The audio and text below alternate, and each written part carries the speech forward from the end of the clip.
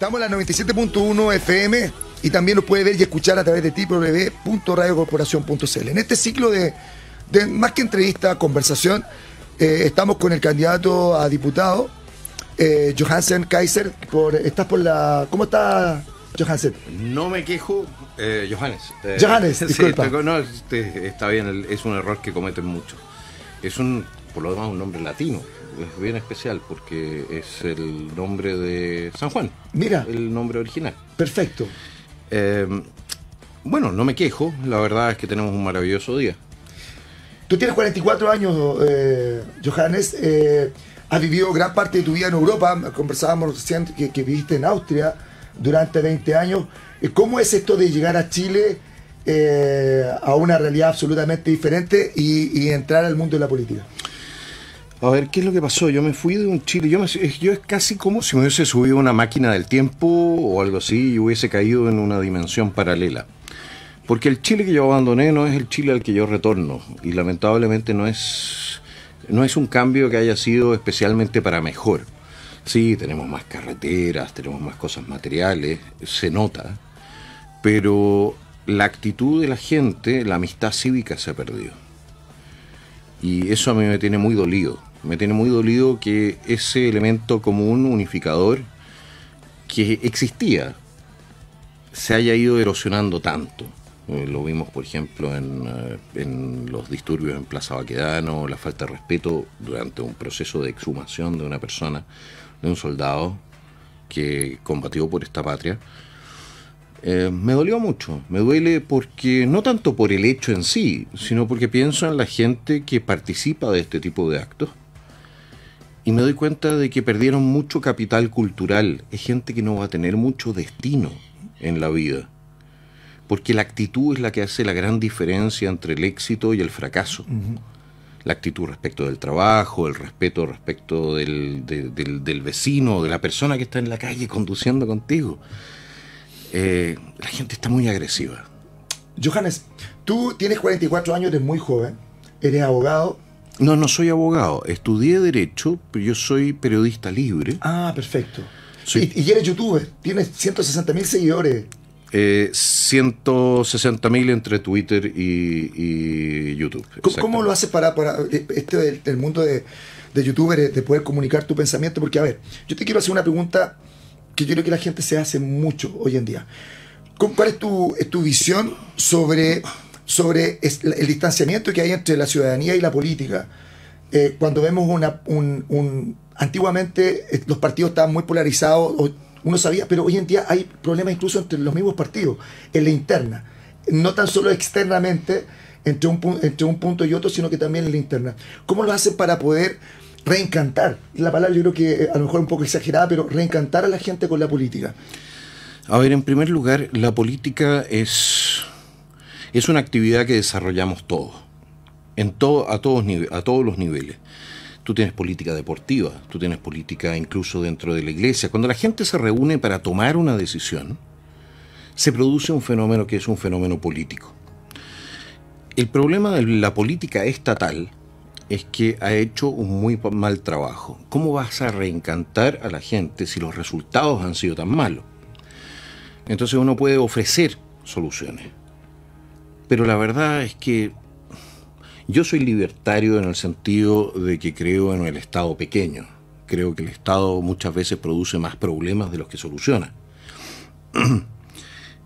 Y desde ese punto de vista soy siempre muy crítico con el Estado. Y al ser crítico del Estado, naturalmente que soy crítico también de la manera de hacer política. Ahora, la manera de hacer política en Chile es directamente, es consecuencia directa de nuestra situación como sociedad. No hay que pensar que los políticos sean tan distintos que nosotros. La falta de respeto, la falta de puntualidad, la falta de honestidad, también respecto de sí mismo muchas veces, es algo que se traduce también en la gente que estamos eligiendo. Entonces no podemos esperar como sociedad, si nosotros no empezamos a mejorar también desde la base, el tener personas elegidas que sean tanto mejores que nosotros.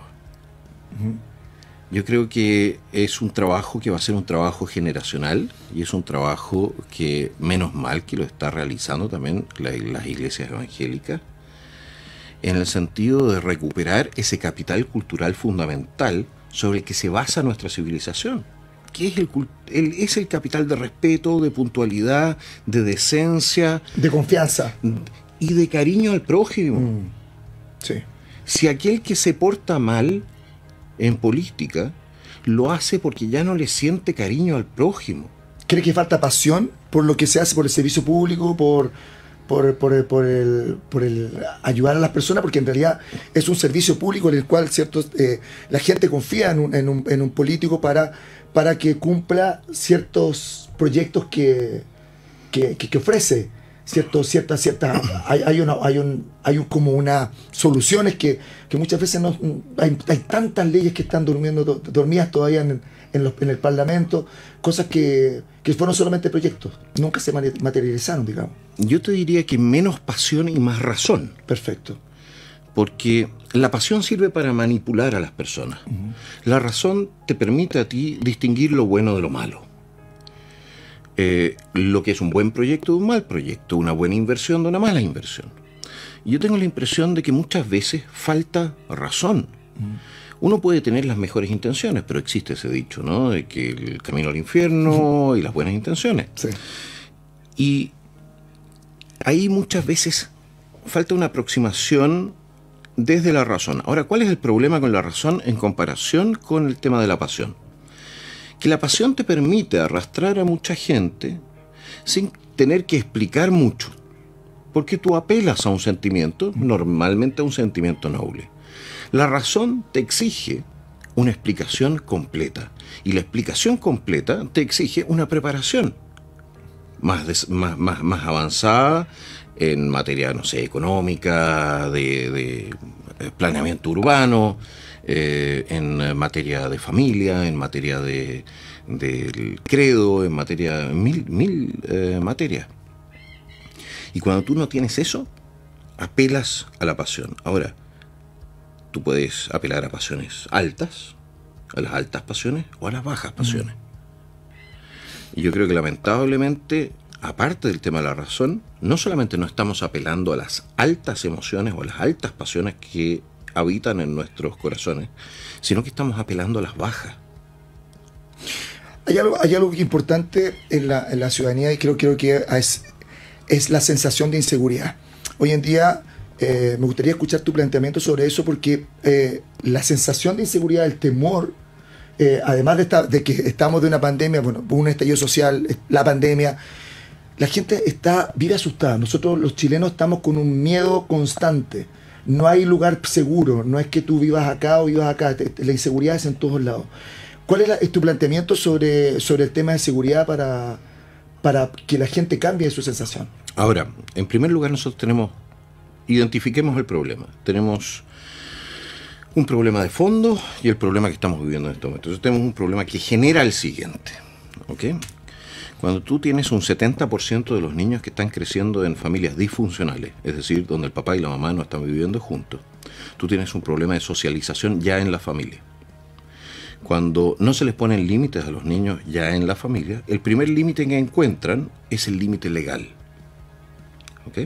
O sea, empezamos por ese punto. Ahora, el límite legal, cuando lo encuentran, es extremadamente relajado a la hora de mostrar de que existe castigo. Es lo que llamamos puerta giratoria. Es decir, el niño no encontró los límites. Cuando encontró el límite legal, le dieron otra oportunidad, y le dieron otra oportunidad, y le dieron otra oportunidad hasta las 10 o 15. Y en ese momento en que recibe la primera sanción, ya es un criminal consumado. Ya entró en la lógica del crimen. ¿Cuál es mi aproximación a esto? Mi aproximación es que tenemos que fortalecer primero la familia, porque ahí se empieza a generar el problema. Absolutamente. ¿Ok? Sí. La siguiente fase, que es la fase de fortalecimiento de la familia, es un tema social, es un tema donde el Estado puede intervenir poco, pero podemos dar impulsos, podemos apoyar. Después tenemos el tema de los tribunales, y ahí nosotros tenemos que apretar. Tenemos que apretar a los jueces, que están demasiado garantistas, que creen que le están haciendo un favor a la gente al no condenarlo, siendo que la verdad es que le están dando espacio para que se metan cada vez más profundo en el mundo del AMPA. Tenemos que repotenciar a nuestras policías y investigaciones y carabineros, aumentar las capacidades de la fiscalía, porque muchísimos delitos no se persiguen porque simplemente las fiscalías no tienen los recursos para hacerlo. O sea, un fiscal, hay capacidades humanas que están superadas. Un fiscal con 150 casos no es capaz de hacer bien su tarea. Absolutamente, sí. ¿De acuerdo? Estoy muy de acuerdo. Tenemos que devolverle entonces las facultades investigativas a las policías, y el fiscal tiene que representar los casos simplemente ante el tribunal. Y debemos pagar a los fiscales no estos bonos por casos cerrados, que no me interesan. A mí me interesan los casos condenados. Si cambiamos esa fase, eliminamos también, yo tengo la propuesta de eliminar la facultad de los jueces de entregar penas alternativas para reincidentes. Es decir, ok, tú puedes haber cometido una vez una falta o un delito, y podemos decir, ok, pero a la segunda tienes que por lo menos pasarte 3 meses adentro, en el caso de que sea, por supuesto, una pena aflictiva, para que tengas una sensación de castigo. Todo eso, por supuesto, tiene que ir de la mano también, porque no lo olvidemos, tiene que ir de la mano de una mejor educación, tiene que ir de la mano de oportunidades de trabajo para los jóvenes, para que tampoco caigan en manos de los narcos que están ofreciendo. O sea, hoy en día es uno de los mejores negocios que uno puede llegar a imaginarse. Para allá quiero preguntar, hay una realidad en Chile, ¿cierto? En nuestra sociedad, es que el papá y la mamá trabajan, ¿cierto? Que están muy poco tiempo con los niños, ¿cierto? Y obviamente gran parte de la crianza o de la permanencia de los niños está en los colegios. Y hay una... ¿Qué piensas tú sobre el tema de la educación? Porque no tan solo es un tema de que el niño académicamente, ¿cierto?, se desarrolla, sino que también los valores, también los principios, también el niño... Yo me recuerdo cuando yo estudiaba, yo soy mucho más viejo que tú, yo tengo 56 años, pero yo me recuerdo que en mi colegio a nosotros nos enseñaban desde sentarnos, desde cómo tenemos que tratar a nuestros mayores, de respetar. Habían principios básicos que a uno le empezaban a inculcar de chico. Pero ¿qué pasa hoy en día cuando tú dejas a los niños en el colegio y solamente, no es una crítica, pero ¿cómo lo hacemos para poder mejorar el tema valórico y principios para que los niños podamos tener la tranquilidad como papá de dejar a los niños en el colegio y se vayan desarrollando humanamente también? Bueno, en primer lugar tenemos que recordar lo siguiente: a los profesores les han quitado las facultades disciplinarias. Tú ya no puedes simplemente expulsar a un mal alumno, a una persona que se porta mal de un colegio.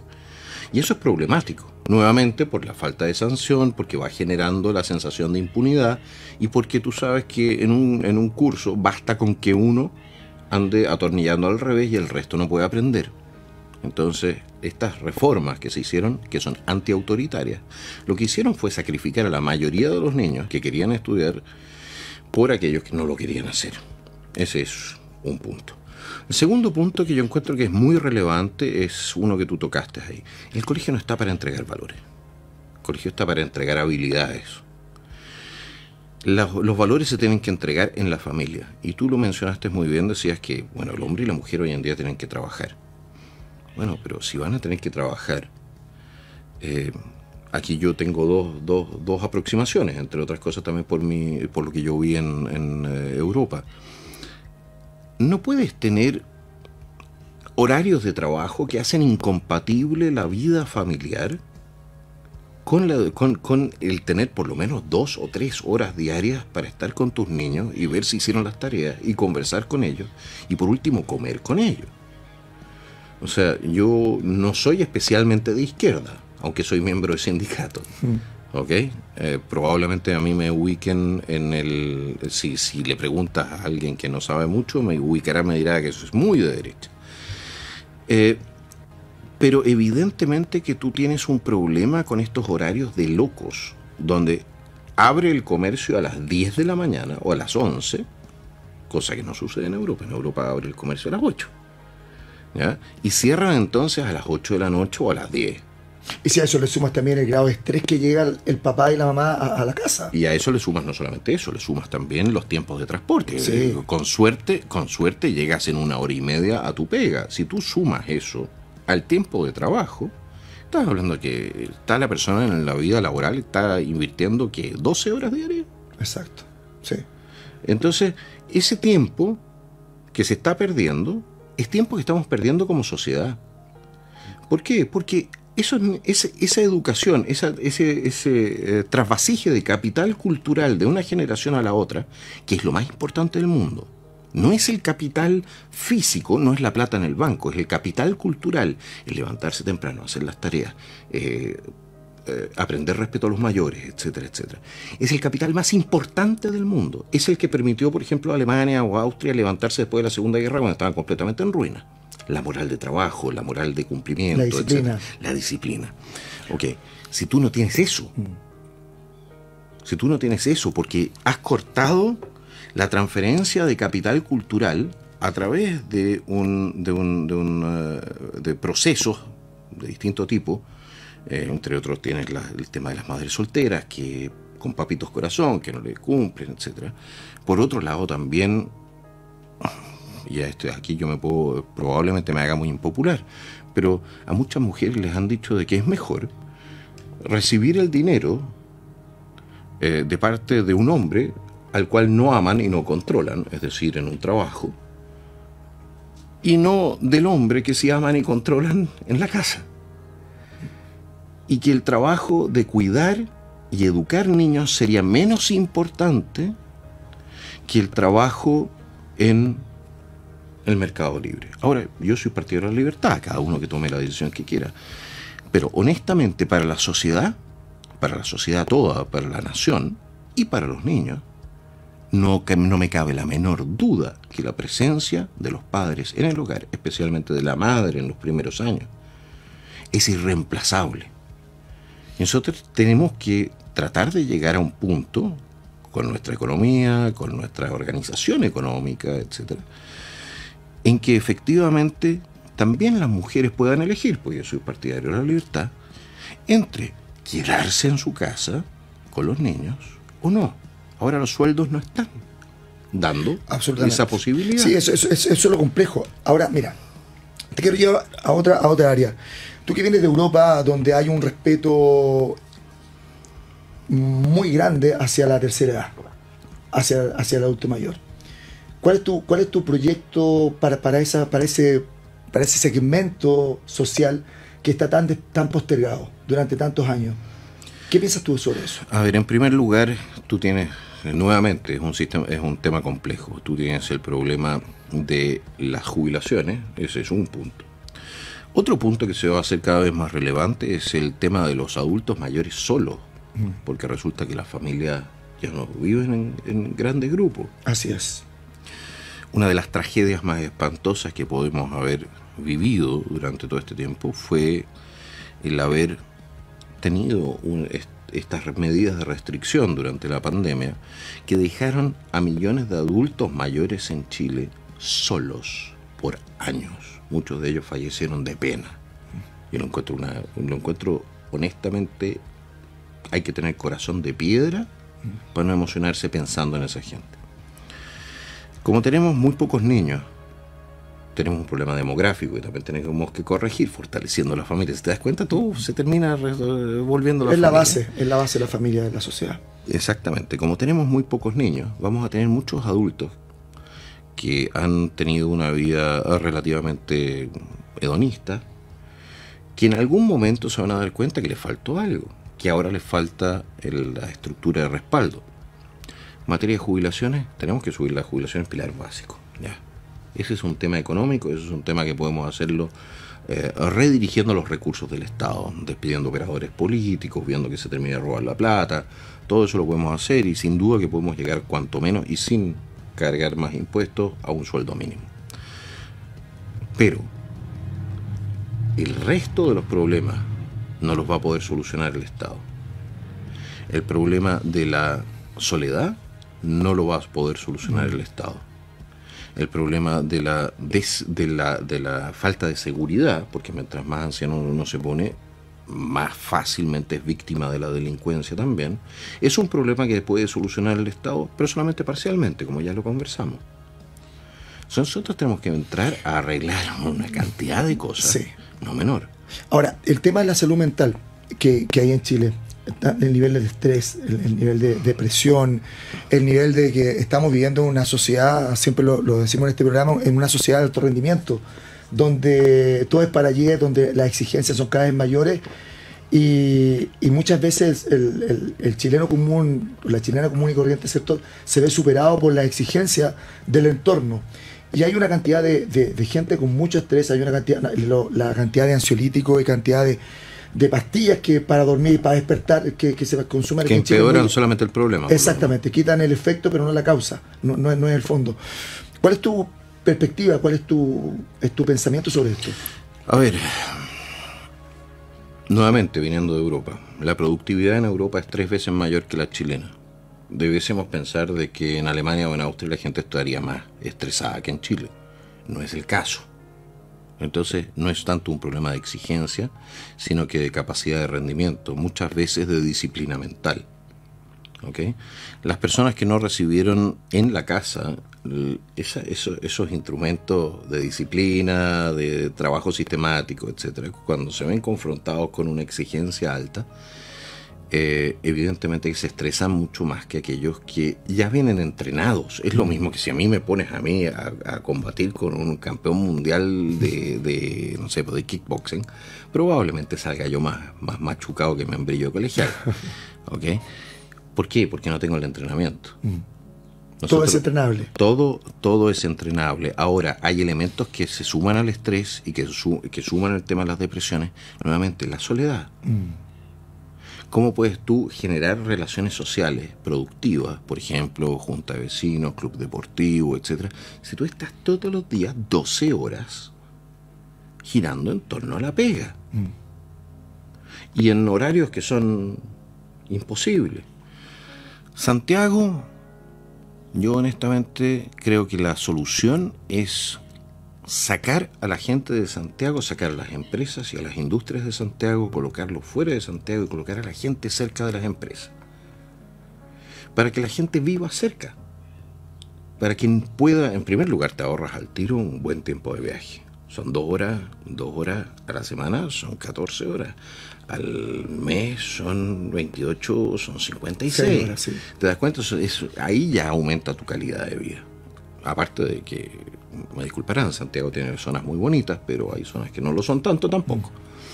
Eso también, el entorno más hermoso, también sirve de bálsamo para el alma.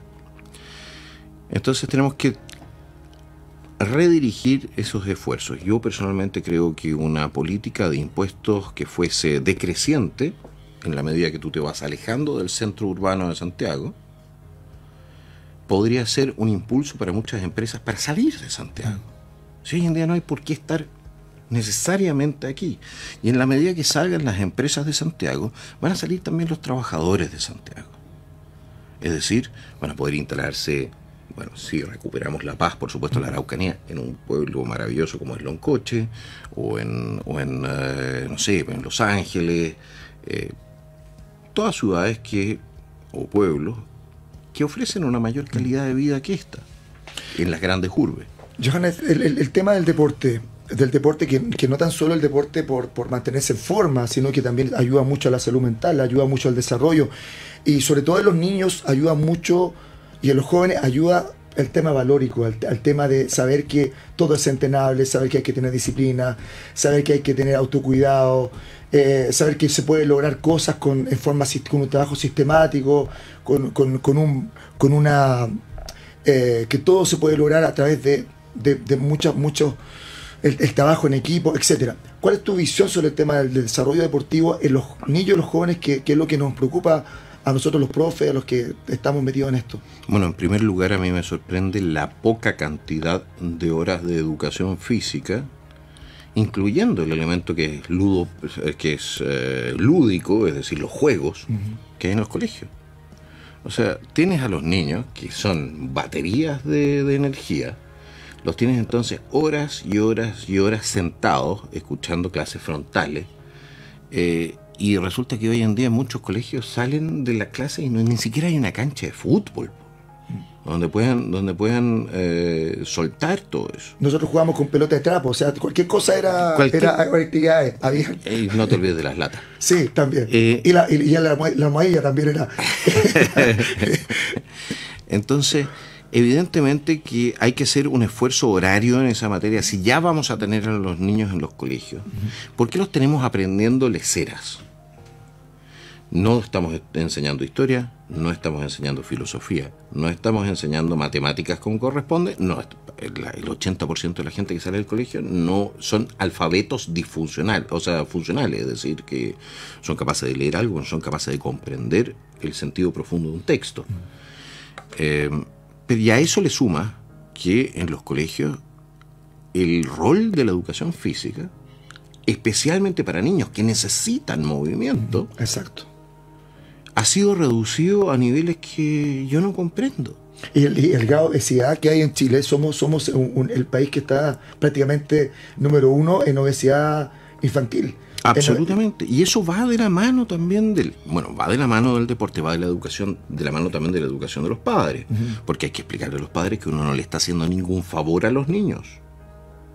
Es parte del desarrollo integral de un niño. Es parte del desarrollo integral y también del tema de poner límites. De socializarlo, de decirle, ¿tú querías un dulce? No, po. ¿Por qué? Porque viene el almuerzo. Y usted se come el almuerzo y después, y el dulce es el premio. No es necesariamente es que quiero y por eso lo recibo. ¿Por qué no le están haciendo un favor al niño? Y no se están haciendo un favor a sí mismos. Están creando una generación de niños que van a ser incapaces de soportar las frustraciones que trae consigo la vida necesariamente, porque es la vida, porque no vivimos en un mundo perfecto. Johannes, nos quedan 3 minutos de programa y me gustaría que tú pudieras hablarle a la gente para poder que te conozcan un poquito tu pensamiento, conozcan un poquito más de tu propuesta como candidato a diputado. Bueno, mi propuesta fundamental gira en torno a tres ejes.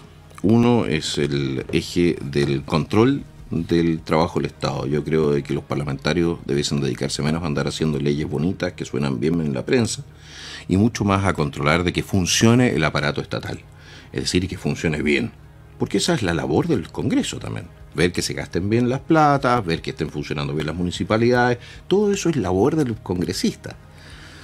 Ese es, creo que, uno de los ejes centrales de mi proyecto. Segundo eje es el tema de la criminalidad, que yo lo veo de manera holística, como tú lo habrás percibido, y que es un tremendo trabajo, y perseguir a los jueces, y perseguir a los fiscales, y ver que hagan bien su trabajo. El tercer punto, y es un punto bastante más controvertido, y yo sé que desde un punto de vista ético, es extremadamente duro, es el tema de la necesidad de cerrar nuestras fronteras, porque Chile, sus capacidades y la situación en la que está viviendo ya no da para seguir recibiendo a cientos de miles de personas cada año, porque no tenemos los hospitales, no tenemos los colegios, no tenemos los puestos de trabajo, no tenemos la situación de paz interior para absorber a esa gente y ayudarla. Esos son los 3 puntos centrales. Y por supuesto ir a controlar a la clase política. Si al final ir a hacer el contradiscurso, ir a decir, ¿saben qué más, señores? Es posible una sociedad mejor. Lo que no es posible es una sociedad mejor hecha a punta de voluntarismo, a punta de, no, es que nosotros vamos a hacer una nueva constitución. Las constituciones no cambian a las personas. Una mala constitución con buenas personas va a funcionar bien. Una buena constitución con malas personas va a funcionar mal. Entonces nosotros tenemos que empezar a trabajar con las personas, tenemos que empezar a ayudarlos a llevar una vida mejor. Pero no porque el Estado te ayuda. No, dándote los instrumentos para el alma, para intelectuales, de capital cultural, para que tú te puedas ayudar a ti mismo y te puedas llevar y sacar adelante. Y yo por eso soy tan agradecido de las iglesias evangélicas, porque han hecho una tremenda labor en esa materia. Y espero que esa labor continúe y espero que esa labor realmente rinda frutos en un futuro lo más próximo posible. Y tenemos que explicarle también a la gente por qué estas tradiciones no son tontas. No son sacadas del aire, no son cuestiones opresivas, no. Le mejoran la calidad de vida a las personas. Eso es todo lo que yo deseo para mi país. Y cuanto menos, si me retiro, como dijo el presidente Cleveland de los Estados Unidos. Dijo, cuanto menos nadie puede decir que le hice la vida más difícil. Qué buena frase. Tú estás por las comunas de San Joaquín, Macul, La Granja, Providencia, Ñuñoa y Santiago. Esas son las comunas en las cuales estoy yendo de candidato. Te quiero agradecer por haber estado junto a nosotros en este programa de Un Pueblo, que es un programa motivacional cristiano, y haber podido conocer un poco más de tu pensamiento, de tus propuestas. Que te vaya muy bien, que Dios te bendiga. Muchas gracias, Cristian, y muchas gracias por la invitación. Bueno, gracias a usted. Y ustedes que están en su casa, gracias por haber estado junto a nosotros en este programa. Nos juntamos la próxima semana, si Dios así lo quiere, con más dominio propio. Bendiciones. Chao, chao.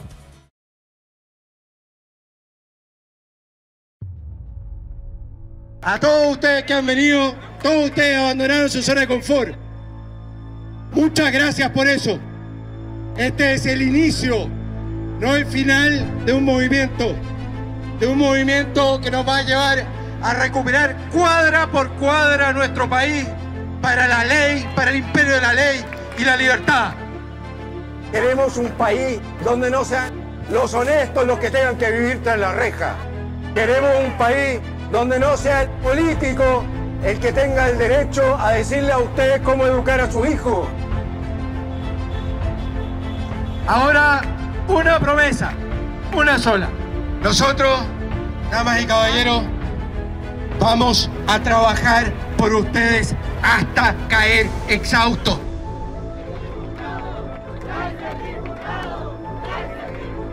Vamos a terminar el toque de queda impuesto por los narcotraficantes en las poblaciones. Les vamos a quitar los recursos públicos a las organizaciones que defienden a delincuentes. Vamos a cerrar la frontera de este país a todo aquel que no sea verdaderamente un perseguido político, porque seguiremos siendo asilo contra la opresión.